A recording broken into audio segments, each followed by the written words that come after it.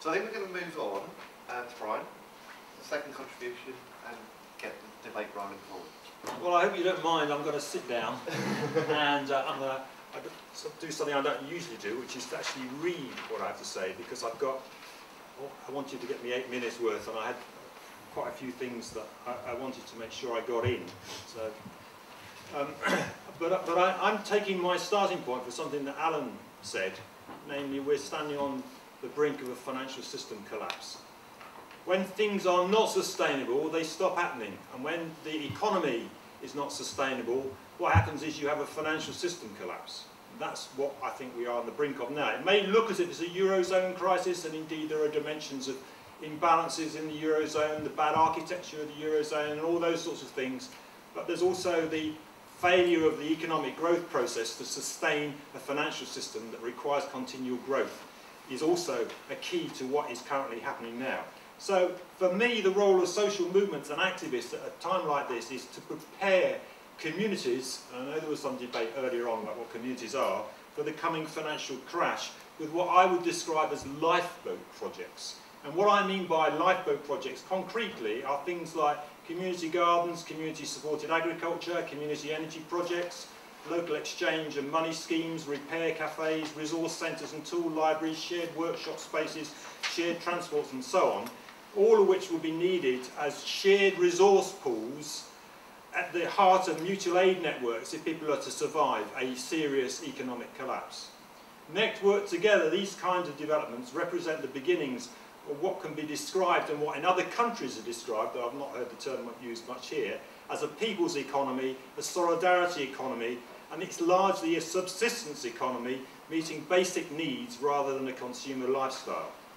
And the basic organisation and government principles for a people's economy will be the commons, a term which wasn't used earlier, which isn't used in this country because, as I've mentioned earlier, this country seems to be mainly out of date, out to lunch or whatever when it comes to the debates happening in other countries, in Germany, in Latin America, in wherever except in this country. The commons. That's the underlying principle of the people's economy. So the commons is collective control of and by communities of shared resources using distributed management systems rather than top-down hierarchical management. So this is in and through these network projects based on sharing. We need to create new lifestyle packages for people. Something different from working on stress works and then going to the supermarkets. And it's out of these different lifestyle packages that people can live not to consume but to participate in and through commoning, through being commoners. In other words, people who get their needs and their life satisfactions by cooperating with each other in the management of common resources, including scarce natural resources. And that means we also need to share the management of the places we live in by designing them ecologically in order to share non-destructively with plant and animal species the processes of the natural world. Now the best and the only place I can see the beginnings of this sort of thing happening in the UK are in Scotland, as it happened. In the Scottish Land Reform Act of 2003, land reform actions were put in place to enable communities to reclaim commons, reclaim areas of land as collective communities. And for example, in Assynt and the Isle of Egg and so on, you've got an area the size of Nottinghamshire has been taken back into collective ownership by communities of land in Scotland. And the interesting thing is these places are doing well. They are prospering. This is I think really important. So the key barriers to these kind of processes are obviously the extreme inequality of land ownership, the extreme inequality of finance, income and wealth, and two ideological delusions which have to be fought all the time. The first of these delusions, that the so-called democracy that we live in, the so-called representative politics that was mentioned earlier, is open to our agendas at this point in time. I don't believe that. The second of these delusions is that we can use economics as a subject discipline for incentivising sustainability. All that happens when you do that is you put a price on nature, is you put it up for sale, because the finance sector has enough money to buy any amount of nature, and that's exactly what they want to do. Let me go on to the democracy thing as one of the key barriers. In my view, since the early 1950s, the end of the Labour government, conventional politics has been closed for business with regard to social justice and radical agendas. The political system evolved as structured to the needs of the business elite, not for ordinary people, and certainly not to save the planet. The structures of power have evolved in such a way that they are accessible to people with lots of money, people who are well connected, people who have access to insider information or can buy that information by setting up research departments or hiring universities. People who have disproportionate influence in the agenda of the mass media because they own the mass media, or they can hire PR corporations to advance their agendas behind the scenes. People who are represented by buying up teams of lobbyists and the best lawyers. People who are hidden in global, on a global scale to plan their nefarious activities through secrecy jurisdictions and tax havens. People who are well protected by state security services and increasingly by privatised forces of security. These are the significant effective barriers to the development of sustainability.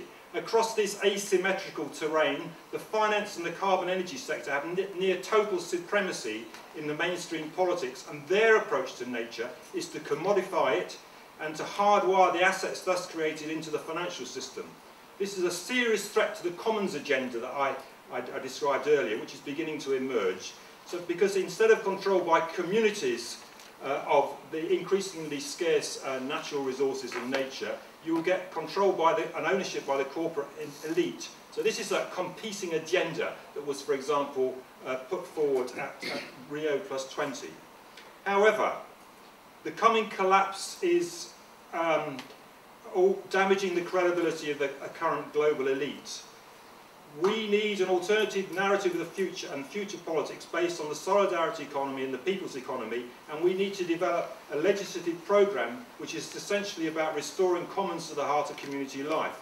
This involves the land commons, as I mentioned, but it also involves the money commons, because money is a social arrangement that should be organised in the interest of everybody. It involves the digital commons, the creative commons, the water commons, and as soon as possible the atmospheric commons as well, which is what this book is all about. Which I've got a few left if you want to buy one for a tenner. Anyway, this alternative narrative will only be credible in real life, however, if first and foremost, as the community economy is developed on the ground by the sorts of projects that I spoke about at the beginning. As the mainstream economy collapses and people fall out of that economy, we need to have the places and projects ready and operational for them to fall into. Without these projects actually being on the ground, everything that I've said is just a pipe dream. It's just a vision without any substance. The projects have to be developed on the ground first of all. If we can do that, this will not be Cameron's big society, because it will be a network of projects that explicitly rejects the commercial ethos of the money junkies and adopts a commons-based agenda. I'll finish with this observation that you can begin to see the beginnings of that change in these kinds of directions, for example in Greece and in Italy, where new political forces are arising, for example in Syriza and in the Five-Star movement in Italy, for example. But the danger is that these new movements and political parties get co-opted because they're thrust into the political hot seats before they've actually developed a relationship with the grassroots people economy with real practical projects on the ground. Before they've done that, so that these parties might then get co-opted. So that's the way I see the situation. Thank you.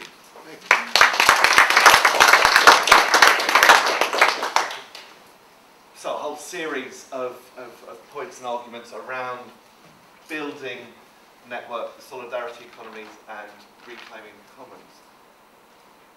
Mark. Thank you. Don't take this the wrong way, but you could have made that speech 10 years ago, 15 years ago. You could have changed the names of the crises and of the social movement actors, and your analysis, which I agree with, would have been the same. To me, the interesting question is not, and I'd like you to try and answer it, and I'm hoping that Dan will have a go at answering it, is not how bad the bad guys are. We know that elites grab land and rip people off and co-opt and kill when they have to. Not so much in the West, but everywhere else they kill. What is interesting to me is why do community groups fail again and again and again? And why can't we point to a bunch of successes in this country as models?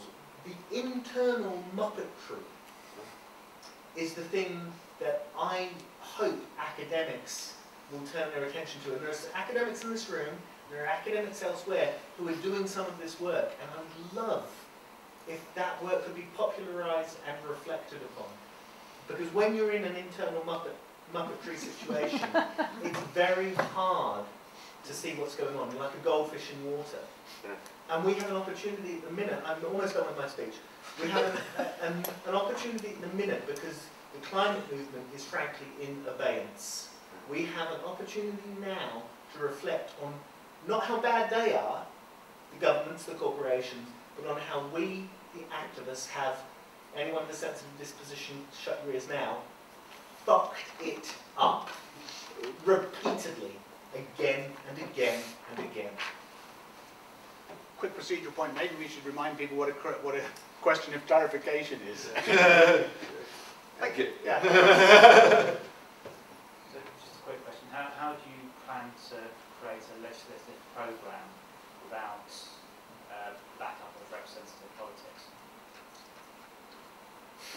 Can we I think store these? that's the first some of time. these, because I think they've moved beyond clarification, definitely. Can I just say, we could perhaps use these as open space questions later, so if you want to park them, they could be open space questions, which would be fantastic.